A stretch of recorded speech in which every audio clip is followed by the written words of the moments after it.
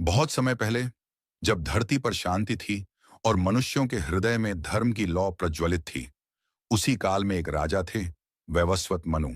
हर सुबह वे नदी किनारे पहुंचते और जल के स्पर्श से अपनी साधना आरंभ करते। वातावरण शांत था, हवा ठहरी हुई, मानो संसार किसी रहस्य की प्रतीक्षा कर रहा हो। उसी क्षण कुछ अनोखा हुआ। मनु ने जैसे ही जल में हाथ डाला, एक छोटी सी मछली एक चमत्कार की तरह उनके हाथों में आ ठहरी। उसकी देह से मधुर प्रकाश निकल रहा था। वह मछली एक साधारण प्राणी नहीं लग रही थी।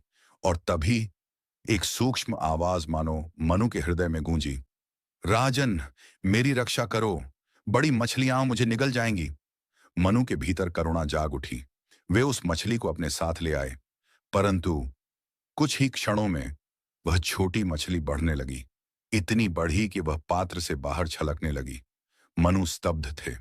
उन्होंने उसे तालाब में छोड़ा, लेकिन वहां भी वह कुछ ही दिनों में तालाब से बड़ी हो गई। मनु के मन में एक बात स्पष्ट होने लगी, यह कोई साधारण प्राणी नहीं है। और जब उन्होंने उसे नदी में छोड़ा, तो वह नदी को भी भरने लगी। मछली का रूप विराट था, तेजस्वी था, और उसके आसपास एक दिव्य प्रभा फैलने लगी। और फिर जल को चीरते हुए उस मछली का स्वरूप बदलने लगा। वह थे स्वयं भगवान विष्णु, मत्स्य अवतार के दिव्य रूप में। मनु के चरण अपने आप भूमि से स्पर्श हो गए। हृदय भक्ति से भर उठी। भगवान बोले, मनु, समय निकट है। एक महाप्रलय आने वाला है, जो समस्त संसार को जल में विलीन कर देगा। तुम एक विशाल नौका बनाना, मैं तुम्हारी रक्षा करूंगा और इस सृष्टि को फिर से जीवन दूंगा। मनु ने आदेश माना। उन्होंने एक विशाल नौका बनाई, ऋषियों को, विविध प्राणियों को और समस्त जीवन के बीजों को उसमें चढ़ाया।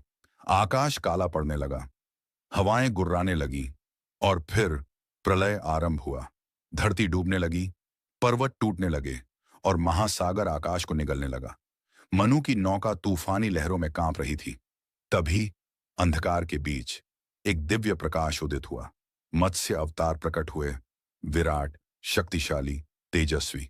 उन्होंने नौका को अपनी स्वर्णमयी सींग से बांध लिया और प्रचंड लहरों के बीच उसे सुरक्षित खींचते रहे। समय बीता और धीरे धीरे प्रलय शांत हुआ। जल उतरने लगा, आकाश में पहली किरण चमकी और आशा का नया सवेरा जन्मा। भगवान विष्णु ने मनु को आशीर्वाद दिया, अब तुम नई सृष्टि के प्रथम जन हो। धर्म की रक्षा करना और इस संसार को फिर से उजाला देना।